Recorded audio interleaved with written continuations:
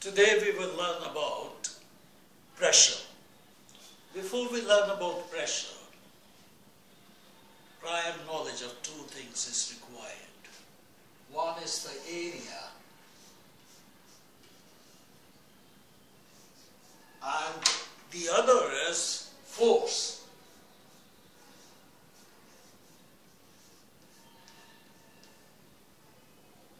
Area is the amount of surface occupied by an object, and force is a vector physical agency which changes or tends to change the state of rest or uniform motion in a straight line, which is also called uniform rectilinear motion.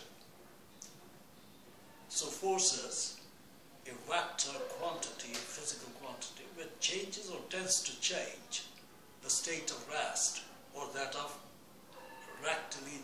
rectilinear uniform motion.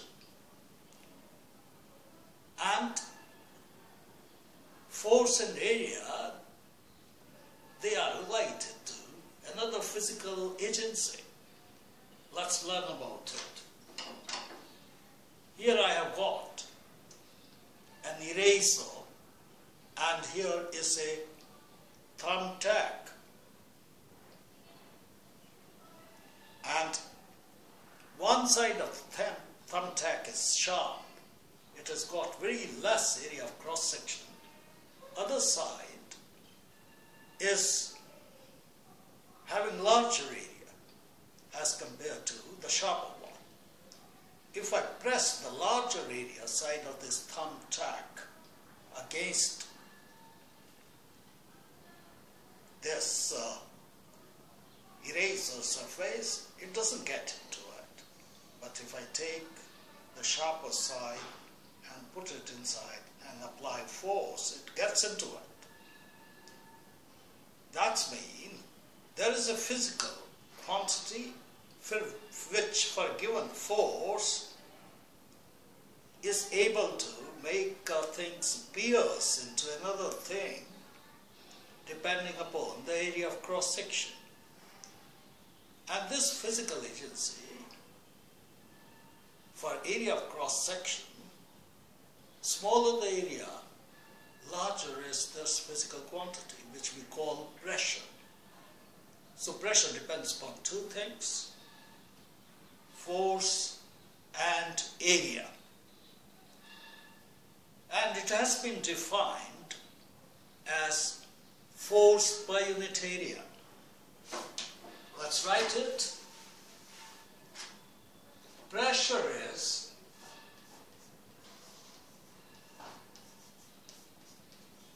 force per unit area.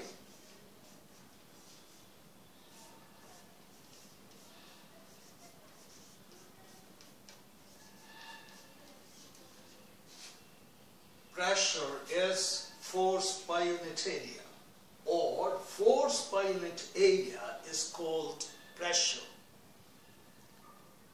And if we write the relationship mathematically, it will be written as pressure is equal to force upon area.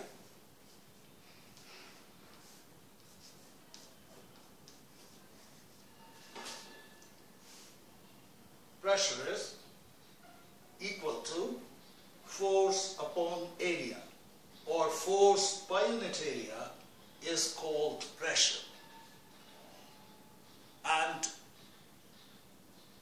pressure is represented by a letter capital P of English alphabet, force by F, and area by A. So P equals F upon A. Pressure equals force per unit area. And the unit of pressure is Pascal. And pressure is said to be 1 Pascal if a force of 1 Newton is applied on an area of 1 square meter. Also, pressure can be expressed in terms of newtons per square meter. And many people now use Pascal as the unit of pressure.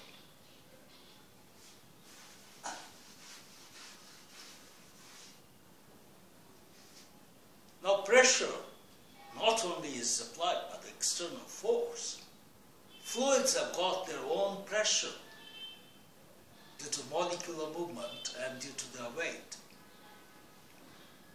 And for liquids and gases, and the common name is fluid. For fluids, they flow from a point of higher pressure to a point of lower pressure. And fluids exert pressure in all the directions. And if pressure is applied to a fluid, then it gets transmitted equally in all directions. So this is the concept of pressure. When we want to have larger pressure for a given force, we always diminish the area on which it is being applied. So this poker is an example which is having a pointed end, and if a force is applied,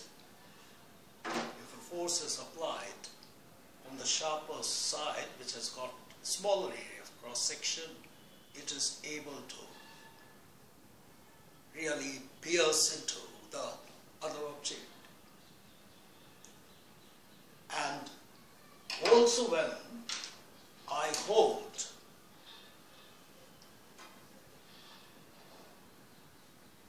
a screw between my thumb and first finger, and I apply force on it, my muscular force, I feel painful at the pointed end, but because it is trying to get more pressure and pierce into my skin.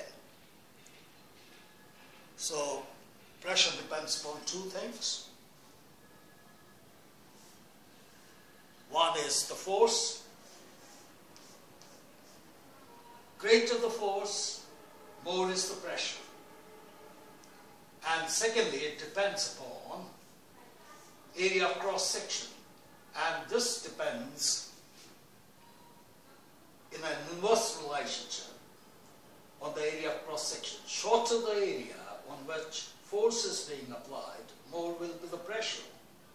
In other words, when area becomes more, pressure becomes less. So this is the kind of relationship between force, area and pressure. And that's the way we learn about the concept of force. Thank you.